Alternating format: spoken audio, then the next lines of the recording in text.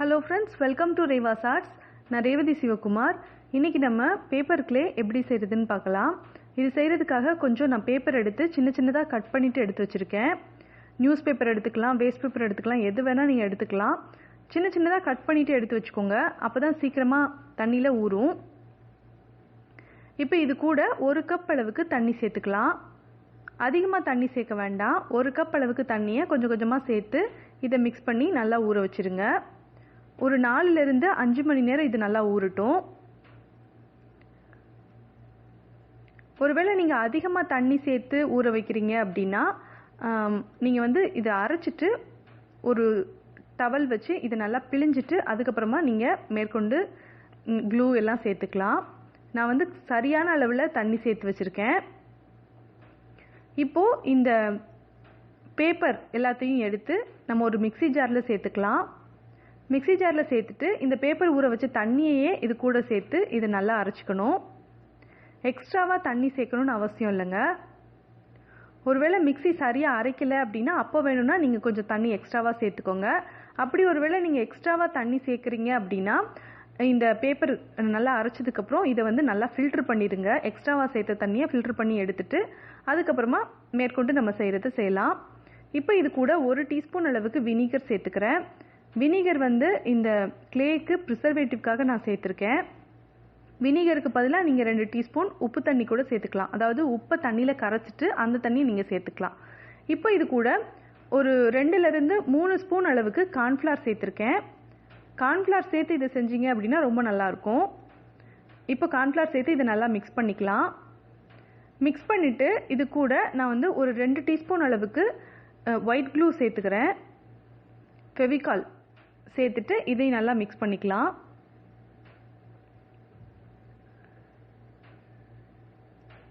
இதை மிக்ஸ் பண்ணிக்கிட்டே தேவையான அளவுக்கு கார்ன்ஃப்ளவரை ஒவ்வொரு டீஸ்பூனாக சேர்த்து மிக்ஸ் பண்ணிக்கோங்க.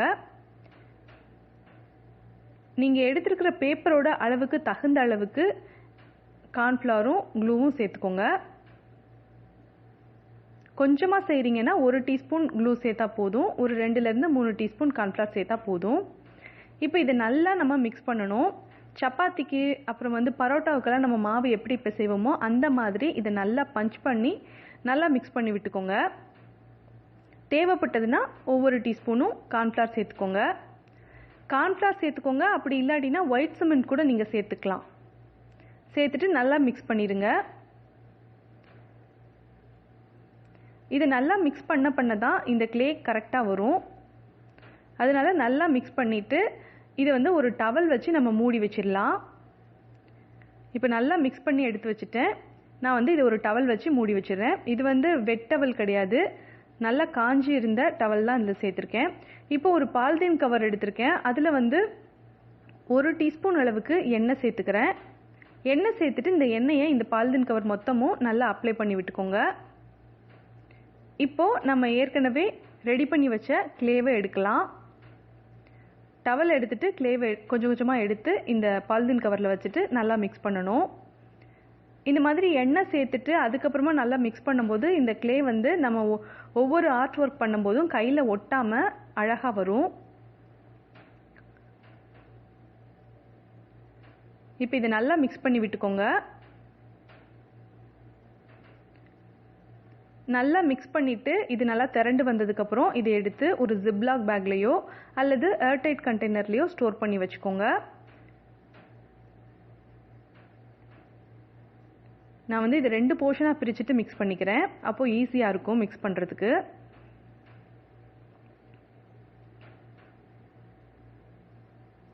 கிராஃப்ட் ஒர்க் செய்கிறதுக்கு ரொம்ப யூஸ்ஃபுல்லாக இருக்கும் இந்த கிளே. ட்ரை பண்ணி பாருங்கள். நீங்கள் இப்போ தான் ஃபஸ்ட் டைம் என்னோட சேனல் பார்க்குறீங்கன்னா என்னோட சேனலை சப்ஸ்கிரைப் பண்ணிவிட்டு அப்படி பக்கத்தில் இருக்க பெல் ஐக்கானை கிளிக் பண்ணுங்கள். இப்போ 3 ஆப்ஷன் வரும். இதில் நீங்கள் ஆளுங்கிற ஆப்ஷனை கிளிக் பண்ணிடுங்க. தேங்க்ஸ் ஃபார் வாட்சிங்.